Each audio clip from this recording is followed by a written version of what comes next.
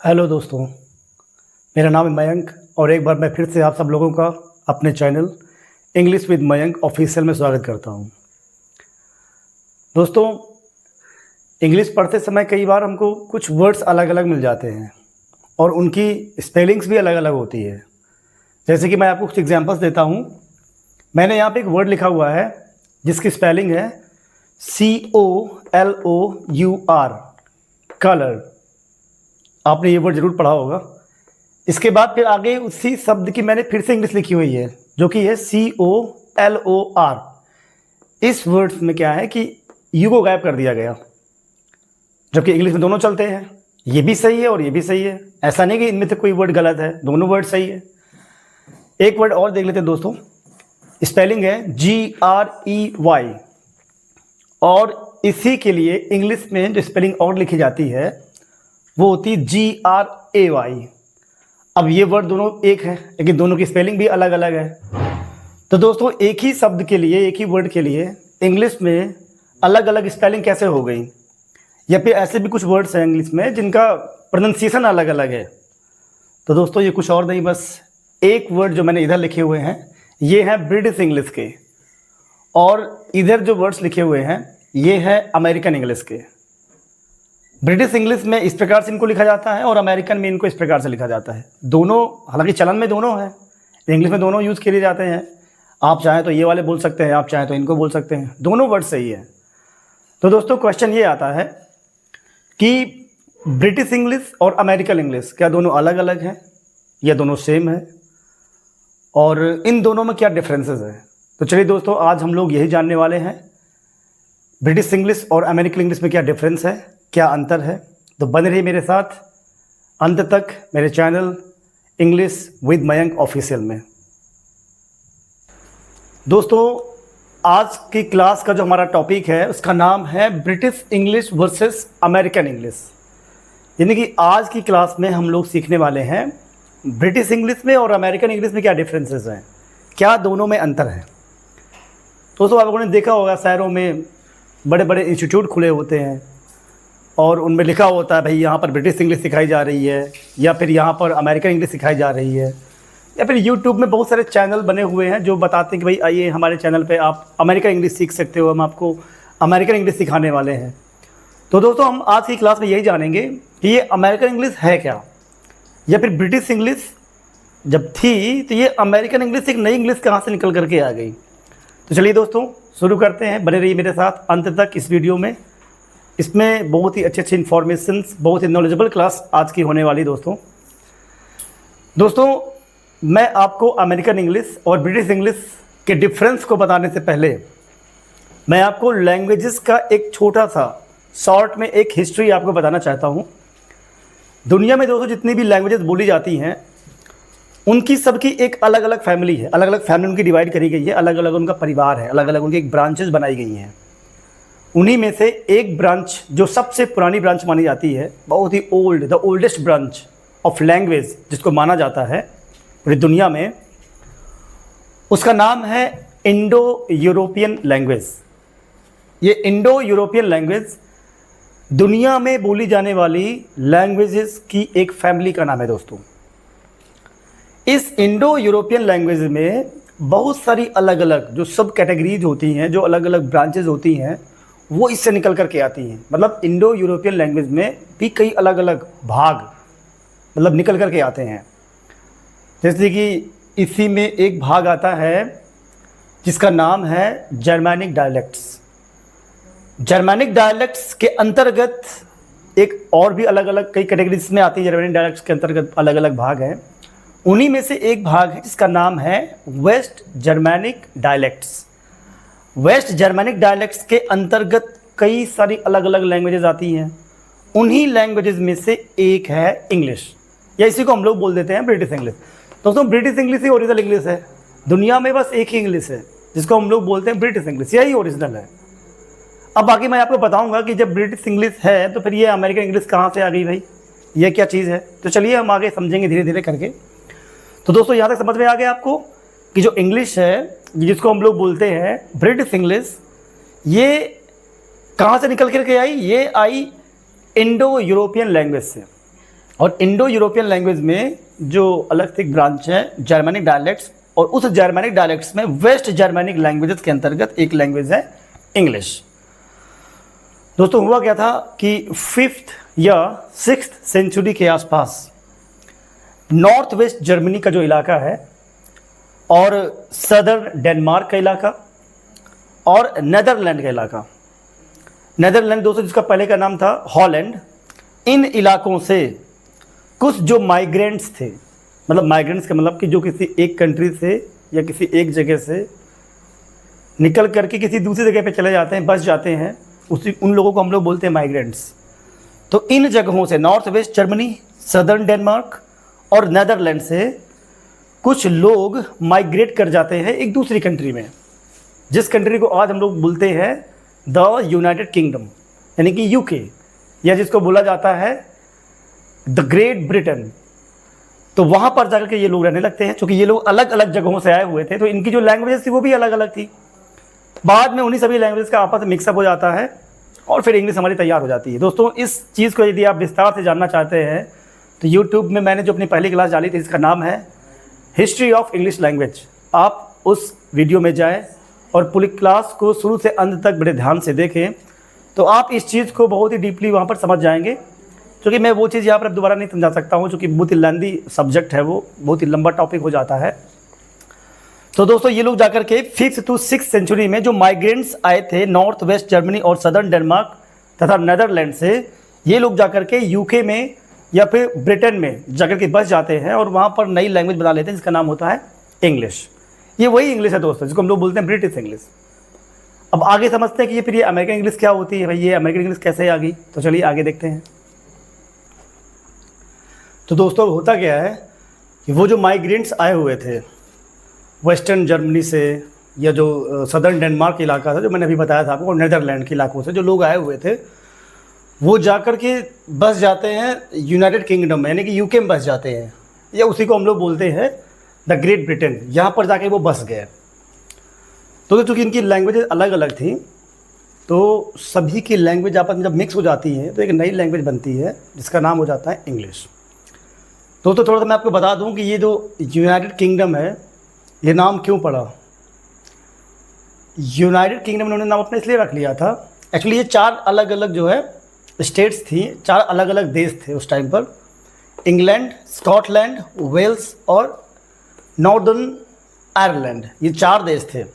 इन चारों देशों में जो सबसे ज़्यादा पावरफुल जो देश था, जो कंट्री सबसे ज़्यादा पावरफुल थी, वो था इंग्लैंड।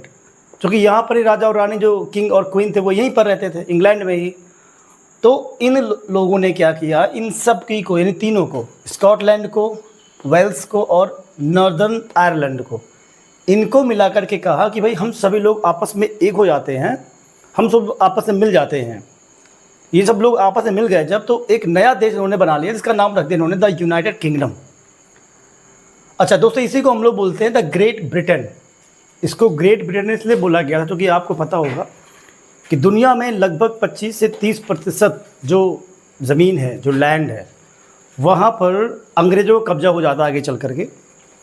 तो अब ये लोग बोले भाई हम लोग ना लगभग पूरी दुनिया जीत ली है, तो हम लोग ग्रेट हुए। तो इसलिए ना दोस्तों ने उन्हें अपने नाम के साथ में ग्रेट लगाना शुरू कर दिया।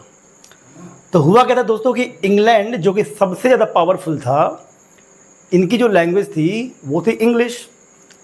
तो इन सभी देशों ने इंग्लैंड की लैंग्वेज को अपना लिया। यूनाइटेड किंगडम बनने के बाद, यानी यूके बनने के बाद, इन सभी देशों में जो लैंग्वेज बोली गई उसको इंग्लिश बोलते हैं। इसके बाद दोस्तों क्या होता है कि यूके ने अपना एक्सप्लोरेशन शुरू कर दिया या कॉलोनाइजेशन शुरू कर दिया, अलग अलग जगहों पर अपनी कॉलोनी बनानी स्टार्ट कर दी। हम लोग भी, हम भारतीय भी इनकी कॉलोनी बने रहे थे, हम लोग इनकी गुलाम बने रहे थे। तो इन्होंने जब अपना एक्सप्लोरेशन, अपना जब इन्होंने क्षेत्र बढ़ाया, या जब इन्होंने दुनिया की बहुत सारी कंट्रीज़ को अपनी कॉलोनी बना लिया, जैसे कि India, America, Australia, south Africa, New Zealand, अलग अलग देशों में ये लोग गए। तो जब ये इन देशों में जाते हैं तो ऑब्वियस है कि इनकी लैंग्वेज भी इन देशों में जाएगी। अच्छा इंडिया में, अच्छा कुछ देशों में क्या हुआ था दोस्तों कि जब ये लोग पहुँचे अपना साम्राज्य विस्तार करने के लिए, बढ़ाने के लिए, तो उनमें से कुछ कंट्रीज़ ऐसी थी जहाँ पर लोग पहले से रहते थे। जैसे कि हम इंडियन लोग, अब वो इंडिया में आए तो हमने इंडियन यहाँ तो पहले से ही रह रहे थे। वो आए और यहाँ पर उन्होंने अपना साम्राज्य स्थापित कर लिया, हमको अपना गुलाम बना लिया, अपनी कॉलोनी बना ली उन्होंने हम लोगों को। कुछ कंट्रीज़ ऐसी भी थी जो बिल्कुल खाली पड़ी हुई थी, वहाँ पर कोई नहीं रहता था, या फिर अगर वहाँ पर रहता भी था कोई तो वहाँ पर जो ट्राइब्स थी, जो आदिवासी लोग थे, वो लोग वहाँ पर रहते थे। जैसे कि अमेरिका और ऑस्ट्रेलिया, ये दोनों देश उस टाइम पर बिल्कुल लगभग ना के बराबर यहाँ पर पॉपुलेशन थी, या इन कंट्रीज़ में केवल आदिवासी लोग ही रहते थे, जो केवल ट्राइब्स रहते थे।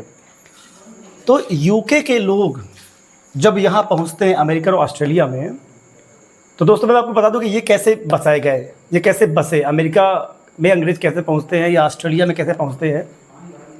पहले दोस्तों मैं आपको ऑस्ट्रेलिया का बता देता हूँ। ऑस्ट्रेलिया दोस्तों बसाया गया जो, वो यूके के जो उस समय के जो प्रिजनर्स थे, जो कैदी थे, उनके द्वारा ऑस्ट्रेलिया बसाया गया था। ऑस्ट्रेलिया में पहले कुछ जनजातियाँ रहती थी, कुछ आदिवासी लोग रहते थे, ऐसा ऐसे में अमेरिका में भी था। तो ये लोग पहुँचते वहाँ पर, या तो इन लोगों ने उनसे समझौता कर लिया, उनको अपने साथ मिक्स कर लिया, या फिर उनमें से उनको मार मार कर उनको भगा दिया, वहाँ से उनको दूर कर दिया, उस कंट्री से बाहर कर दिया। तो ऑस्ट्रेलिया जो दोस्तों जो बसाया गया था, वो यूके की जेलों में जो कैदी बंद थे, उन कैदियों से ऑस्ट्रेलिया बसाया गया था दोस्तों। यूके की जो गवर्नमेंट थी, उन्होंने सभी कैदियों से कहा, या जो इंग्लैंड में जो कैदी बंद थे उनसे कहा कि देखो भाई, हम आपको अब आज़ाद करना चाहते हैं, हम आप लोगों को फ्रीडम देना चाहते हैं, लेकिन उसमें कंडीशन ये है कि आप लोग यूके में नहीं रहेंगे, या इन चारों देशों में से किसी भी देश में आप लोग नहीं रुकेंगे। ना तो आप इंग्लैंड में रुकेंगे, ना स्कॉटलैंड में, ना वेल्स में, और ना ही नॉर्दर्न आयरलैंड में, यहाँ पर आप लोग नहीं रुकेंगे। अगर आप लोगों को आज़ादी चाहिए तो आप लोगों को एक नए देश में जाके बसना होगा, यानी आपको ऑस्ट्रेलिया जाना होगा। तो वो कैदी थे, वो तैयार हो गए। तो दोस्तों इस प्रकार से ऑस्ट्रेलिया को बसाया अंग्रेज़ों ने। अच्छा, अमेरिका का क्या हुआ दोस्तों? अमेरिका का जो क्षेत्रफल है वो बहुत ज़्यादा है, बहुत बड़ा है। इसमें 50 अलग अलग स्टेट्स हैं अमेरिका में, हमारे भारत से तो बहुत बड़ा है अमेरिका क्षेत्रफल के मामले में। तो इंग्लैंड या यूके के जो गवर्नमेंट पे जो लोग थे, उन्होंने कहा इन देशों के नागरिकों से, यानी इंग्लैंड, स्कॉटलैंड, वेल्स और नॉर्दर्न आयरलैंड के लोगों से कहा कि आप लोग भाई यहाँ से जाओ और जाकर के अमेरिका में बसो। क्योंकि ये लोग तैयार नहीं हुए भाई, कोई अपना घर छोड़ के थोड़ी ना जाना चाहता है, तो ये लोग पहले तैयार नहीं हुए। लेकिन यूके की गवर्नमेंट ने एक कंडीशन ये रखी थी, उनको एक प्रलोभन दिया था, एक प्रकार का लालच दिया था कि यदि आप लोग अमेरिका जाएंगे तो आप लोग जितनी भी ज़मीन वहाँ पर कब्जा सकते हो आप कब्जा लो, आप उस ज़मीन के खुद मालिक हो जाएंगे। वहाँ पर जितने भी झरने हैं, जो वहाँ पर झीलें हैं, जो जंगल है, जो पहाड़ हैं, जितना आप चाहें आप वहाँ पर जाकर अपना कब्जा कर सकते हैं। और ऐसा हुआ भी दोस्तों। आज भी अमेरिका में ऐसे लोग हैं जो कि जंगलों के मालिक हैं, बड़ी बड़ी झीलों के मालिक हैं, झरनों के मालिक हैं। ये सच्चाई है दोस्तों, क्योंकि वहाँ का जो क्षेत्रफल है वो बहुत बड़ा है। तो वही यूके के लोग जब आए और अमेरिका में जाके बस गए, उन्होंने वहाँ पर बहुत सारी ज़मीन जितनी वो हथियाना चाहते थे वो उन्होंने जाके सब कब्जा ली। अच्छा, हुआ क्या कि अमेरिका में यूके के लोग तो पहुँच गए थे, इसके अलावा वहाँ पर कुछ यूरोपियन लोग भी आए थे, जो यूरोप के और जो अन्य कंट्रीज़ थी, जैसे कि फ्रांस हो गया, या जो अलग अलग जो देश थे वहाँ पर, नॉर्वे वगैरह, जर्मनी वगैरह हो गया, वहाँ के लोग भी जाके वहाँ पर बस गए। कुछ अफ्रीका के भी जो लोग थे वो लोग वहाँ पर जाके बस गए। मैक्सिको के भी जो लोग थे, जो कि जो यूएसए के बगल में ही पड़ता है मैक्सिको, वहाँ के लोग जाके वहाँ पर पहुँच जाते हैं और जाके बस गए। क्योंकि अमेरिका में ज़्यादा भीड़ भाड़ उस समय थी नहीं, तो कोई रोक टोक भी नहीं थी, कोई भी आ जा सकता था। तो ये लोग भी वहाँ पर जाकर के बस गए। अब इन लोगों की जो लैंग्वेजेस थी वो अलग अलग थी, तो जाहिर सी बात है कि इनकी लैंग्वेजेस में इनका जो मदर टंग इन्फ्लुएंस था वो भी दिखाई पड़ रहा था। इन्होंने जाकर के वहाँ पर अमेरिका में इंग्लिश सीखी, इंग्लिश बोलने का प्रयास किया, इंग्लिश बोलने भी लगे, लेकिन इनकी जो अपनी भाषा थी उसका जो इन्फ्लुएंस था वो अमेरिका के इंग्लिश में दिखने लगा, साफ तरीके से जो है वो दिखाई पड़ने लगा। तो इस प्रकार से वहाँ पर कुछ प्रोनाउंसिएशन को लेकर के, कुछ उच्चारण को लेकर के अमेरिका के इंग्लिश में कुछ मतलब बदलाव हुए। अच्छा, तो लैंग्वेजेस में बदलाव होता रहता है, ये बदलाव एक स्वाभाविक बदलाव है, नेचुरल चीज़ है, चेंजेस आते हैं कोई भी लैंग्वेज हो। जब कोई लैंग्वेज एक जगह पे बोली जाती है और जब वहाँ के लोग कहीं दूसरी जगह पे माइग्रेट कर जाते हैं, रहने लगते हैं, तो उसमें चेंजिंग्स आना एक नेचुरल चीज़ है, तो चेंजिंग्स आती है। अब आप इंडिया में ले लीजिए दोस्तों, इंडिया में आप हिंदी को ले लीजिए, हमारे हिंदी में कितने सारे अलग अलग बदलाव होते हैं। जो हिंदी अपने नॉर्थ इंडिया में बोली जाती है, या मान लीजिए जो हिंदी हम लोग अपने यूपी में बोलते हैं, उत्तर प्रदेश में बोलते हैं, वही हिंदी पंजाब में कैसे बोली जाती है, वहाँ पर उसका जो एक्सेंट है वो अलग है, बदल जाता है। या हरियाणा में हिंदी कैसे बोली जाती है, बदला हुआ वहाँ पर एक्सेंट है उनका। या बिहार के लोग हिंदी कैसे बोलते हैं, मतलब यूपी से अलग बोलते हैं ना। तो अब समझिए कि जब देश के अंदर हिंदी में इतने बदलाव आ चुके हैं या आ जाते हैं, तो अब तो चूँकि ये यूके से सीधा माइग्रेट हुए थे अमेरिका में, जो कि कई हज़ार किलोमीटर दूर है, तो उसमें चेंजिंग करना स्वाभाविक चीज़ थी। तो दोस्तों कुछ तो परिवर्तन वहाँ पर हुए इस प्रकार से अपने आप, जो नेचुरल चेंजेस जो लैंग्वेजेस में आते हैं कुछ समय के बाद या दूरी बढ़ने के बाद, तो कुछ तो वो चेंजेस हुए अमेरिकन इंग्लिश में। कुछ चेंजेस दोस्तों जानबूझ के करवाए गए, कुछ चेंजेस जो है अमेरिका के लोगों ने जानबूझ के करवाए। एक्चुअली होता क्या है कि जब अमेरिका में इन सभी जगहों के लोग जब वहाँ पर पहुँचते हैं, या फिर जब इन देशों से जो सबसे पहले लोग वहाँ पर पहुँचे थे, ये सब लोग धीरे धीरे बहुत ही मेहनत करने के बाद उन्होंने अमेरिका को या यूएसए को उन्होंने एक रहने लायक देश बनाया था। और धीरे धीरे ये लोग पावरफुल भी हो गए थे और रिच भी हो गए, क्योंकि ज़मीनें वहाँ पर बहुत सारी थी तो वो भी अंग्रेज़ी। लेकिन हुआ क्या, अब अमेरिका के जो लोग थे वो बोलने लगे भाई ब्रिटिशर्स से कि देखिए हम लोग हैं तो एक, लेकिन अब हम तुमसे भी ज़्यादा पावरफुल हो गए हैं, तो हम आप लोगों से ना अलग होना चाहते हैं। हम अपने जो हमारा जो कंट्री है अमेरिका, ये यूएसए, हम इसको अब आप लोगों से ना फ्री करना चाहते हैं। तो काफ़ी लंबे टाइम तक वहाँ पर संघर्ष चलता है, स्ट्रगल होता है, और इसके बाद में अमेरिका को जो है फ्रीडम मिल जाती है। उन लोगों ने, सभी लोगों ने मिलकर ना अमेरिका को ब्रिटिशर्स से आज़ाद कर लिया, एक अलग कंट्री बना ली। जब अलग कंट्री दोस्तों बना लिया, तो चूँकि उनकी लैंग्वेज में पहले से कुछ परिवर्तन हो चुके थे, इसके बाद क्या हुआ है, कुछ परिवर्तन इन लोगों ने जानबूझ से करवाए। किससे करवाए दोस्तों? तो अमेरिका में दोस्तों हुआ क्या था कि अमेरिका में एक व्यक्ति थे, बहुत बड़े स्कॉलर थे, जिनका नाम था नोआ वेब्स्टर। नोआ वेब्स्टर, बेटा दोस्तों वेब्स्टर की डिक्शनरी आती है दोस्तों, आज भी आती है, बहुत ही अच्छी डिक्शनरी है अमेरिकन इंग्लिश को सीखने के लिए, बहुत अच्छी डिक्शनरी है। तो इन लोगों ने नोआ वेब्स्टर से कुछ चेंजेस करवा लिए। चेंजेस कैसे चेंजेस? जैसे वर्ड्स की स्पेलिंग्स को लेकर के कुछ चेंजेस करवा लिए, या फिर इंग्लिश को बोलने का जो प्रोनाउंसिएशन है उसको हम कैसे बोलें, उच्चारण करने के जो नियम है, वो उन्होंने कुछ नोआ वेब्स्टर से करवाए। तो ये जानबूझ से कुछ परिवर्तन करवा लिए, कुछ परिवर्तन पहले से हो गए थे। अच्छा, आपको एग्जांपल दे देता हूँ। जैसे कि ब्रिटिश इंग्लिश का एक वर्ड है कलर, जिसकी स्पेलिंग होती है COLOUR। अब अमेरिकन लोगों ने कहा कि भाई जैसा हम लोग लिखेंगे या जैसा हम लोग बोलेंगे हम लोग तो वैसा ही लिखेंगे। तो उन्होंने क्या किया कि इस कलर से उन्होंने यू को गायब कर दिया, यू को हटा दिया, उन्होंने स्पेलिंग बनाई COLOR, कलर। तो इस प्रकार से उन्होंने एक तो इसकी स्पेलिंग चेंज कर दी। इसके अलावा उन्होंने कुछ अलग से कुछ वर्ड्स यूज़ करने स्टार्ट कर दिए। जैसे कि ब्रिटिश इंग्लिश में जो वर्ड होता है जिसको हम लोग बोलते हैं फिल्म, फिल्म की जगह पर अमेरिकन इंग्लिश में एक नया वर्ड वो लोग यूज़ करने लगे जिसको उन्होंने बोला मूवी। इसी तरह से ब्रिटिश इंग्लिश का जो लिफ्ट वर्ड है, लिफ्ट, जिसमें हम लोग बैठ कर या चढ़ कर के ऊपर जाते हैं दोस्तों, बैठ कर के तो नहीं, चढ़ कर के हम लोग ऊपर पहुंचते हैं, तो उस लिफ्ट की जगह पर उन्होंने एक नया वर्ड बना लिया, एलिवेटर। इसी तरह से ब्रिटिश इंग्लिश का जो शब्द था एरोप्लेन, उसको अमेरिकन्स ने चेंज करके बोल दिया एयरप्लेन। ऐसे ही बहुत सारे वर्ड दोस्तों। जैसे बिस्किट्स, ब्रिटिश इंग्लिश का वर्ड है बिस्किट, इस बिस्किट्स की जगह पे अमेरिकन्स ने एक नया वर्ड बनवा लिया नोआ वेब्स्टर से, जो था कुकीज़। तो अमेरिका में बिस्किट नहीं बोलते, वो लोग बोलते कुकीज़, या उसी को वो बोलते थे क्रैकर्स। ऐसा ढेरों वर्ड है, बहुत सारे वर्ड है दोस्तों। बाकी मैं वर्ड आपको किसी नेक्स्ट क्लास में बताऊंगा, नहीं तो वीडियो बहुत लंबी हो जाती है दोस्तों। तो अब दोस्तों आपको समझ में आया कि जो अमेरिकन इंग्लिश है वो कोई अलग से इंग्लिश नहीं है, ब्रिटिश इंग्लिश का ही जो थोड़ा सा बदला हुआ रूप है, उसी को बोला जाता है अमेरिकन इंग्लिश। बदला हुआ रूप, कैसा बदला हुआ रूप?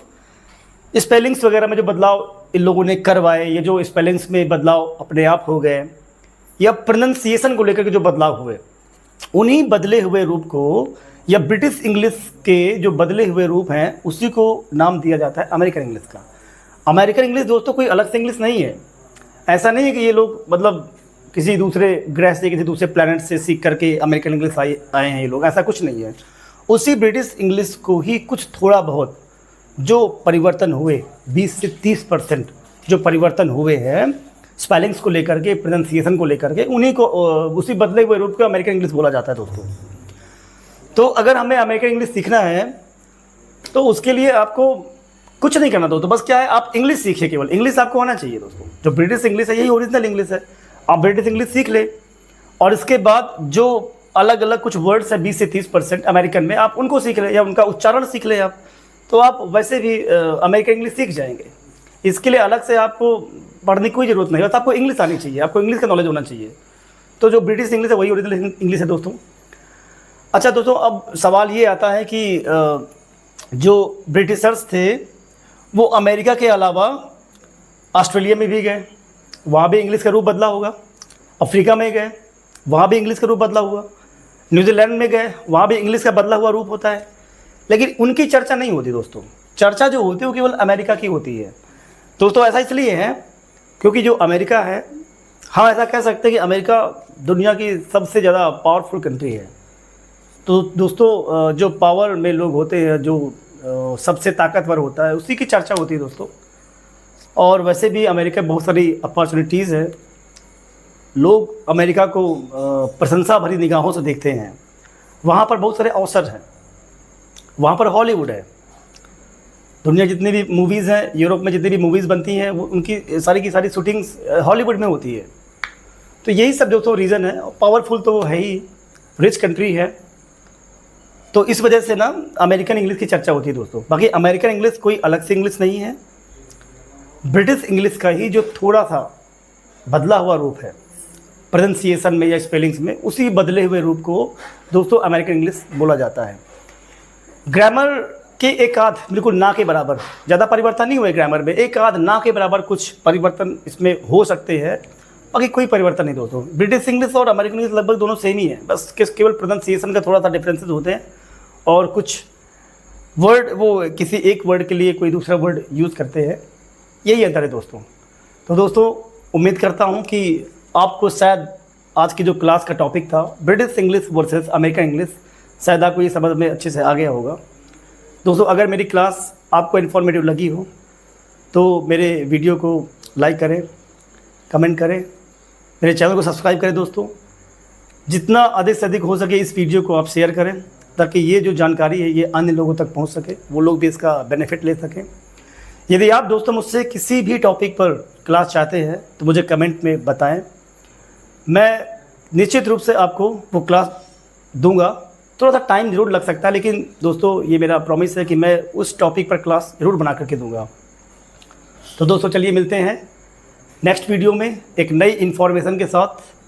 तब तक के लिए दोस्तों जय हिंद।